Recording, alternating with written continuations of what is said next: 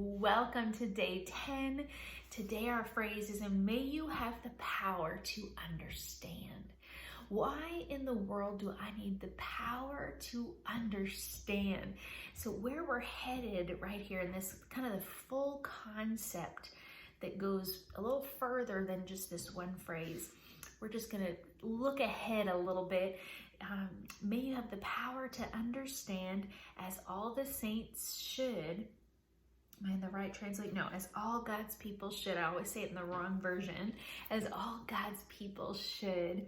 How wide, how long, how high, and how deep His love is. Okay, so we're heading to really Paul just having this amazing urgent prayer about experiencing the magnitude of the love of God. So these phrases are all kind of building up and leading toward that. But here we have, so let's go to the beginning. When I think of all this, I fall to my knees and I pray to the Father, the creator of everything in heaven and on earth. I pray that from His glorious, unlimited resources, that He will empower you with inner strength through His Spirit. Then Christ will make His home in your heart as you trust in Him. Your roots will grow down into God's love and keep you strong.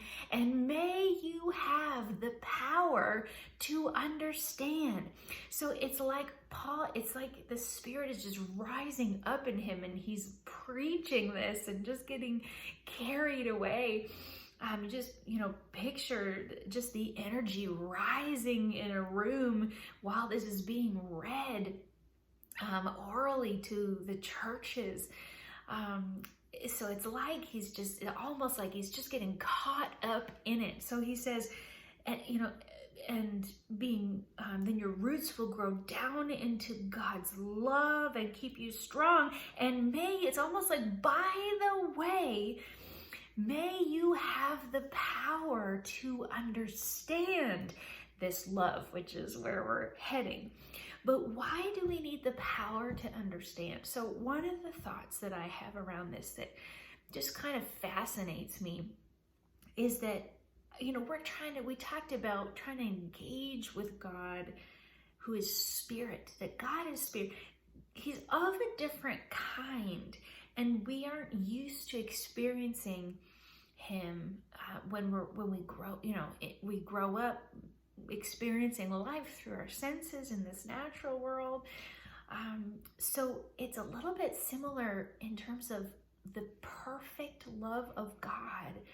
God is love. And this passage is just going to kind of expound on just how incredibly huge and just beyond what we can comprehend this love is. It's of a different kind. This is another level. This is not just normal love that is really good love that we encounter and experience in our relationships here on this earth. There's a lot more going on when we talk about the love of God. But here's the thing. For a lot of us, if we haven't experienced it, we can't quite grasp it. We just don't know. We don't really get that it exists, what it is, what it's like.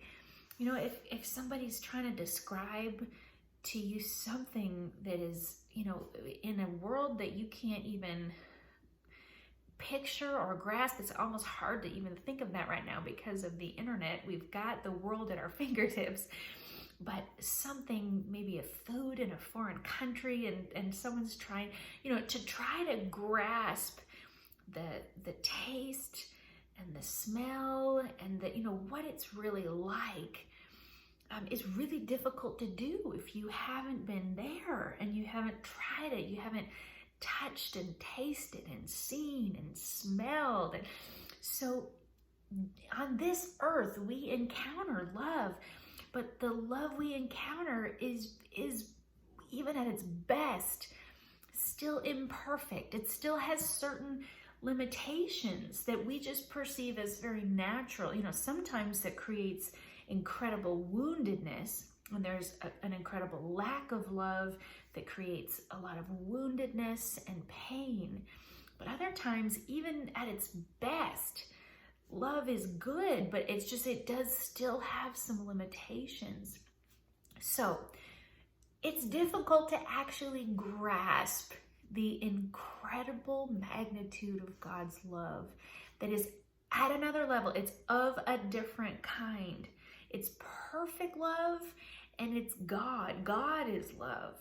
So there's more to it than what we know, usually in our common life and relationships here on this earth. So may we have the power to understand. That word understand is to comprehend or to grasp, to be able to take hold of something, to really know it, to take it into myself, to really grasp, to comprehend, to take hold of it. May we have the capability to take hold of this thing that we're going to, again, move into discovering how impossible that is. But this is something that is absolutely necessary for the people of God. So, as we're meditating on this phrase today, may you have the power to understand. I am inviting the Holy Spirit to expand my capacity to grasp the love of God. Or just thinking about the fact maybe that I need his help. I don't get it. Without him showing me, I don't get it. Without the person of God making his love known to me, I don't know it. I don't get it. I can't grasp it because it's so different. It's other. It's at another level of a different kind. So may we have the power to understand. May we be able to grasp this thing. May expand our capacity, God. Where is my capacity to be able to know and grasp God's love? Not just love, but God's love. God who is love.